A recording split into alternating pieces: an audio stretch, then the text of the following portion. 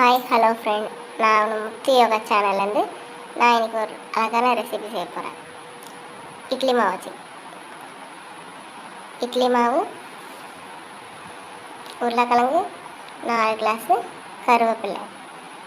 உருளைக்கிழங்கு வச்சு உருளைக்கிழங்கு மசாலா செய்யணும். உருளைக்கிழங்கு மசாலா தக்காளி வெங்காயம் போட்டு செஞ்சால் டேஸ்ட்டாக இருக்கும். என் பையனுக்கு தக்காளி வெங்காயம் பிடிக்காதால அப்படியே உருளைக்கிழங்கு வச்சு மசாலா செஞ்சு உருளைக்கிழங்கு நீட்டாக உருண்டை பிடிச்சி அந்த கிளாஸில் இட்லி மாவு ஊற்றி உருளைக்கிழங்கு எடுத்து அதில் டிப் பண்ணணும்.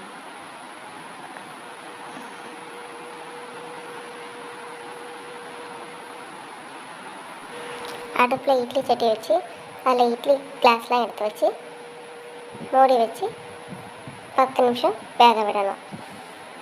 தாளிக்கிறதுக்கு எண்ணெய், சோம்பு, உப்பு, மஞ்சத்தூள், மிளகாய்த்தூள். மிளகாய்த்தூள் பதிலாக இட்லி பொடி சேர்த்தா நல்லாயிருக்கும். அந்த கிளாஸை எடுத்து ஒரு ஓரமாக கத்தியில் ஓரமாக சீவி விட்டால் ஈஸியாக வரும். அடுப்பில் தாளிக்கு செடியை வச்சு எண்ணெய் ஊற்றி சோம்பு,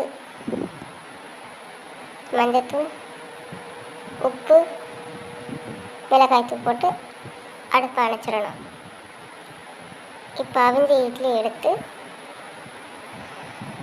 அந்த தாளிச்சட்டியில் சேர்த்து